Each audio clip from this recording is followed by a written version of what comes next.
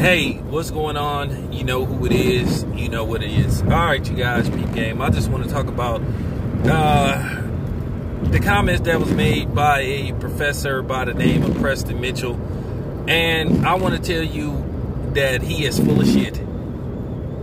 And this is just more and more proof, as I've been saying for the longest, which I told you was going to happen, that they was going to strongly enforce pushing this black agenda, or should I say anti-straight man black agenda, where they're basically trying to straight shame or make black men feel uncomfortable about being heterosexual and not being into gay activity. Because basically what's happening is a lot of these people are working side by side with you know who to basically emasculate and to a certain degree damn near criminalize being a straight black man. It's damn near like they trying to criminalize it. Like they're really trying to make you feel guilty about, hey, I only like women. And then here's the thing. I know some idiot go come on here, go say, well, what about white men in Hollywood who wear dresses and all that stuff and dress up as a woman? Well, I'm going to say this as simple as slicing a pie. I don't give a fuck about them. I give a fuck about who I am and my people, which is black people. I can't be sympathetic to what's going on in the white community. Let them worry about them. Like I keep saying, we are on our own. Let the Mexicans worry about the Mexicans, the Asians worry about the Asians, and the other non-black groups worry about the other non-black groups. We spend more time worried about everybody else and fighting for everybody else than we do about each other. So, as far as Preston Mitchell's comments go about the straight black man is the weakest link, no, the heterosexual black male is the strongest link. And whether people like it or not, we've been co-opted by not only black women, but gay black men. And, of course, the mayonnaise nation. Because anything to push, in particularly the black man to the back, they'll do it.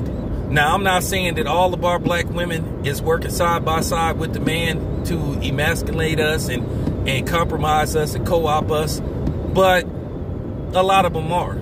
You know, the Cynthia G's, the Paris Milans, the Christian Carazons, those type of people who try to pretend like they're for black people, but they really not, and just as fake as fuck, because it got to be said.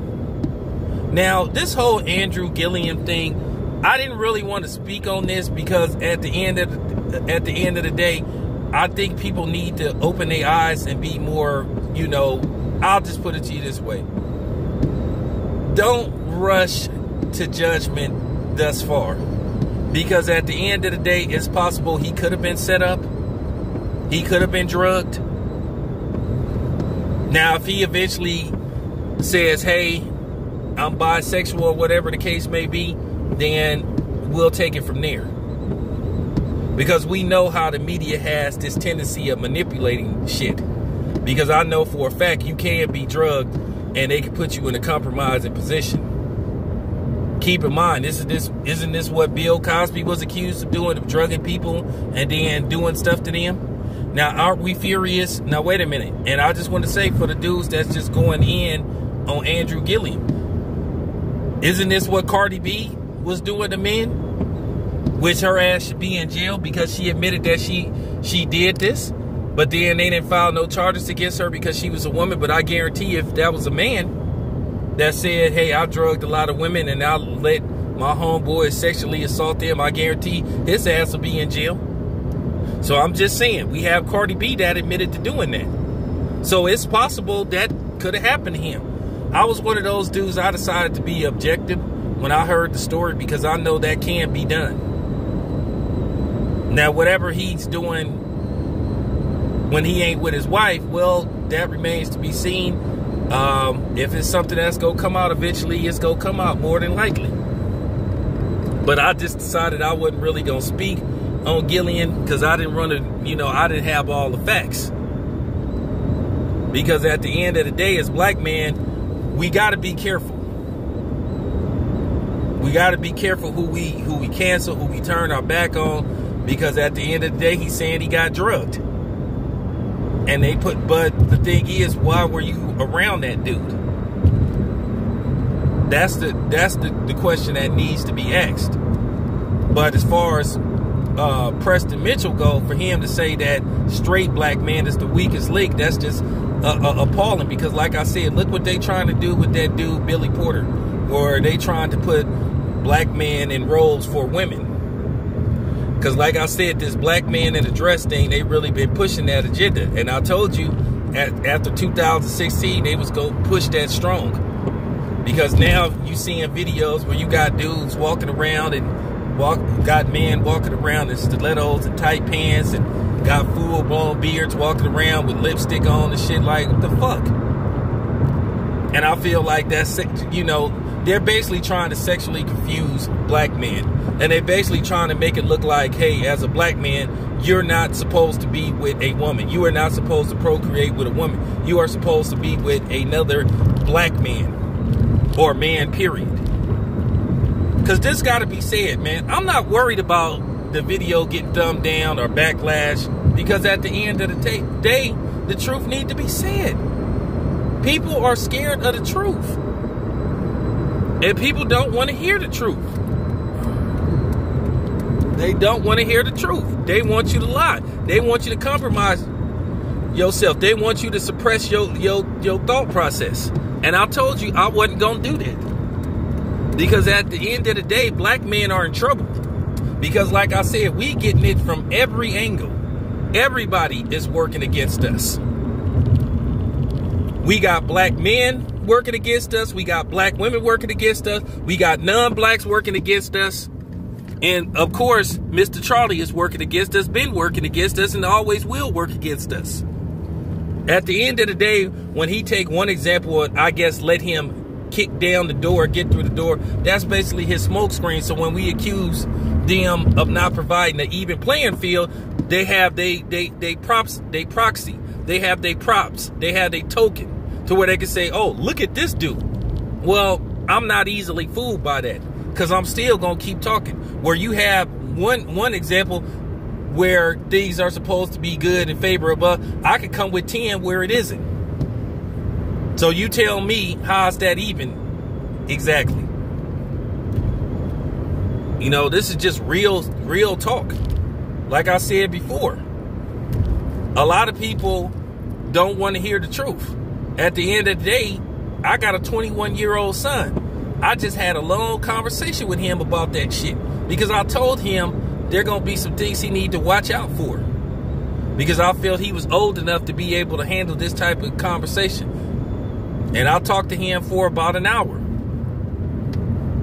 and hopefully I reached him.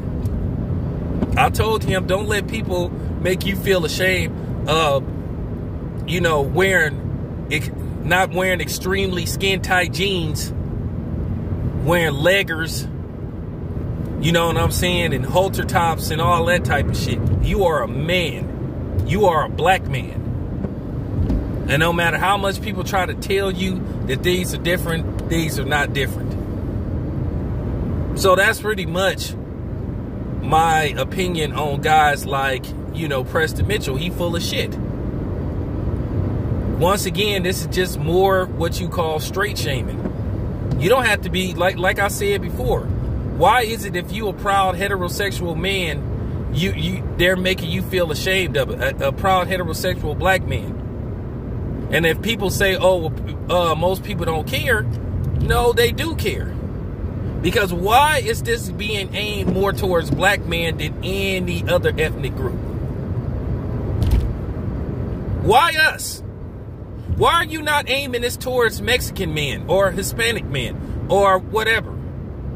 Or Asians? Why is this specifically being pushed and targeted towards black men? Where black men, if they say, hey man, I don't have a, you know, I'm straight, I'm not gay. Oh, you're homophobic. No. Here's the thing. I could be in a room with a homosexual man and have a conversation with him, as long as he understands that I'm not into what he is into. As long as he knows that I don't want to have a sexual relationship with him, that's fine. But at the end of the day, if he tries to force himself on me and I say, hey, I'm not into that, I have a right to say, no, that's not me. I don't roll like that. Why is it if I say, hey, I'm not gay, I'm straight, that means I'm homophobic?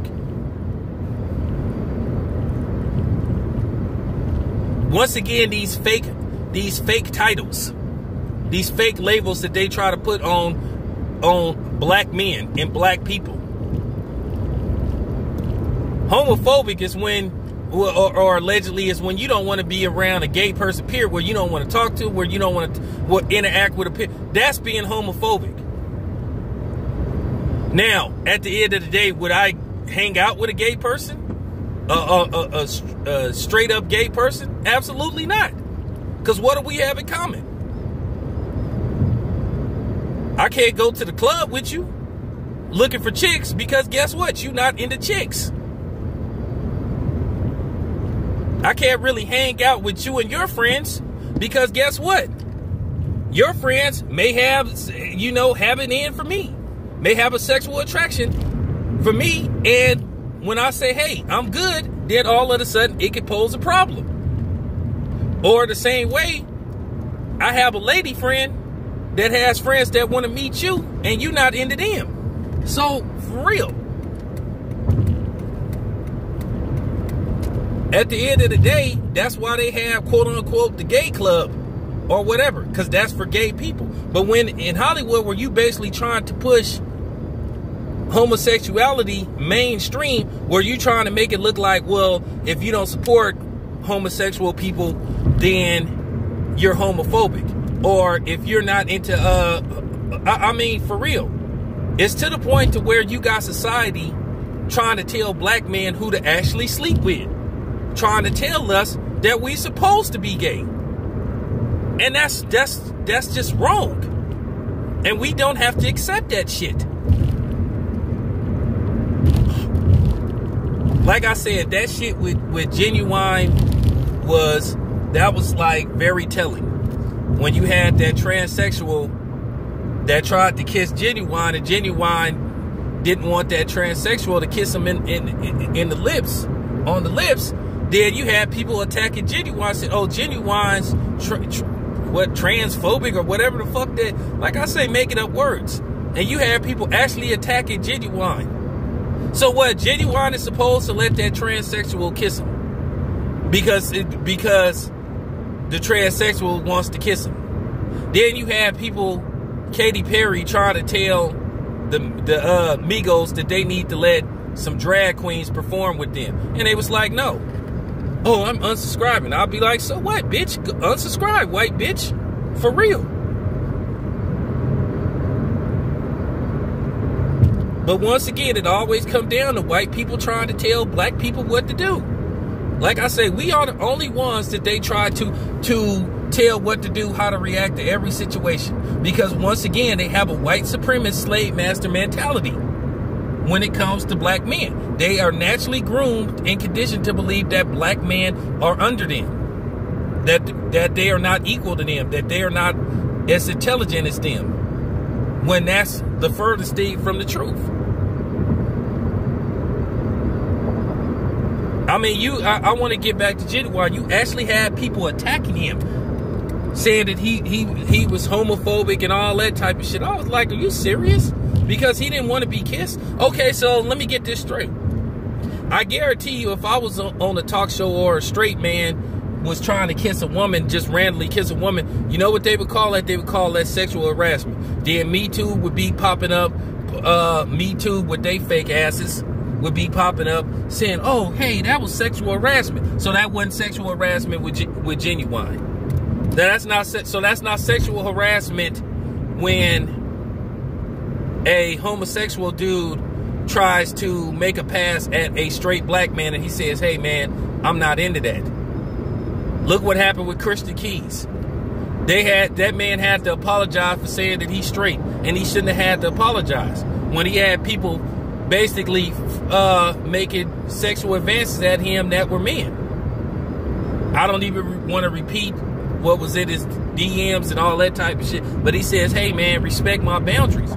And then you got people say, oh, well, Christian Keys is homophobic. No, he's just saying he's a heterosexual man. And there's nothing wrong with that. So who's shaming who? So who's phobic now? What we need to start doing is giving these groups a taste of their own medicine. You need to say you're heterophobic.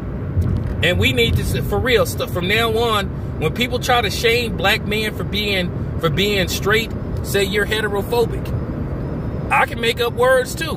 And remember where you heard this at. I want that word to go global. We have to start turning the tides on these motherfuckers. That's what we have to do. We have to start turning the tides. When people start saying, well, you're homophobic, well, you're heterophobic. Nah, I'm not homophobic, you're just heterophobic. Which it appears to me, then the ones who got the phobia. It's okay for you to say that you a straight black man. You don't have to apologize if you're not gay. The fuck? Why? Like I keep saying, why do black men always have to apologize for every fucking thing? But nobody feels they owe us an apology. For real. It's open season on black men, but then everybody else can say what the fuck they want to say.